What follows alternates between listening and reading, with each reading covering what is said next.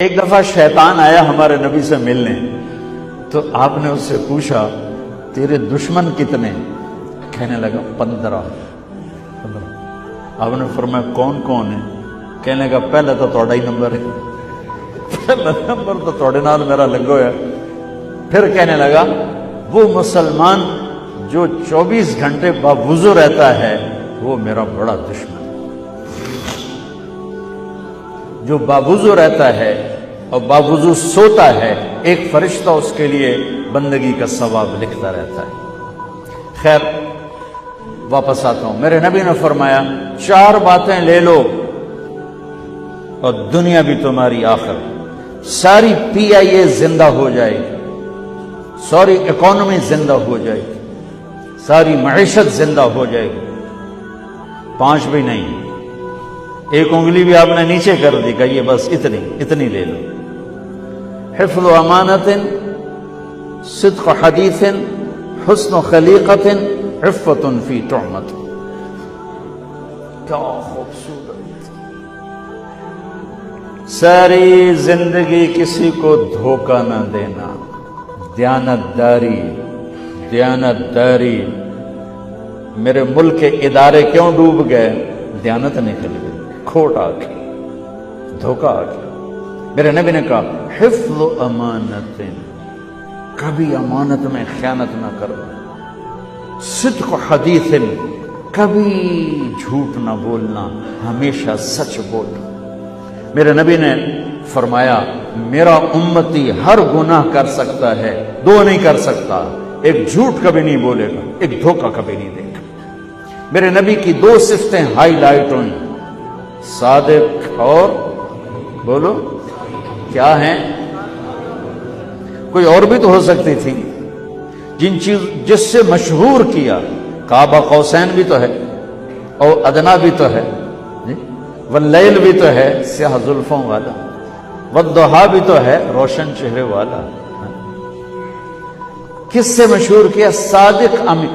اگر آپ مجھ سے سوال کرو، میں ممبر رسول پہ بیٹھا ہوں کہ مولانا صاحب سارے دین کو 2 لفظوں میں بتاؤ، ساری شریعت کو، تو میرے پاس 2 لفظ ہیں، سچائی اور امانت داری۔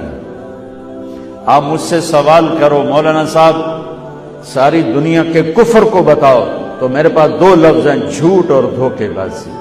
جھوٹ اور خیانت، پوری دنیا کا کفر ان کے اندر چھپا ہوا ہے، سچائی اور دیانتداری، پوری دنیا کا اسلام اس کے اندر چھپا ہوا ہے۔ دیانت اور سچائی یہ بیج کی طرح ہے، اور پورا اسلام پھر باغ بن کے پھلتا پھولتا ہے۔ جھوٹ اور دھوکہ یہ بھی بیج کی طرح ہے، پھر اس سے کفر کا جنگل کانٹوں بھرا جنم لیتا ہے۔ میرے معاشرے سے جھوٹ نکل جائے، دھوکہ نکل جائے، یہ پاکستان جنت کا ٹکڑا ہے۔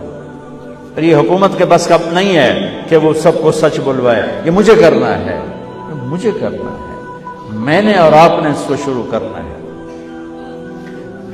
حضرت جریر بن عبداللہ یہ یمن کے شہزادے تھے، آخری حج پہ مسلمان ہوئے۔ اپنے نوکر سے فرمایا گھوڑا خرید کے لا، میں پیسے یہاں پیمنٹ کروں گا۔ وہ منڈی میں گیا، 300 روپے کا گھوڑا لے کر آیا۔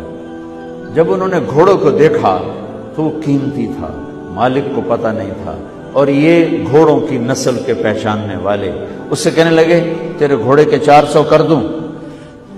کر دو۔ بڑا حیران ہو کے دیکھنے لگا، بھائی کہ آپ تو مجھے چیز خریدنی ہے تو میں گھٹاتا ہوں، اور اجمل نے بیچنی ہے تو یہ اس کی قیمت بڑھاتا ہے، اور یہاں خریدار کہہ رہا ہے 400 کر دوں؟ وہ کہنے لگے کر دو۔ 500 کر دوں؟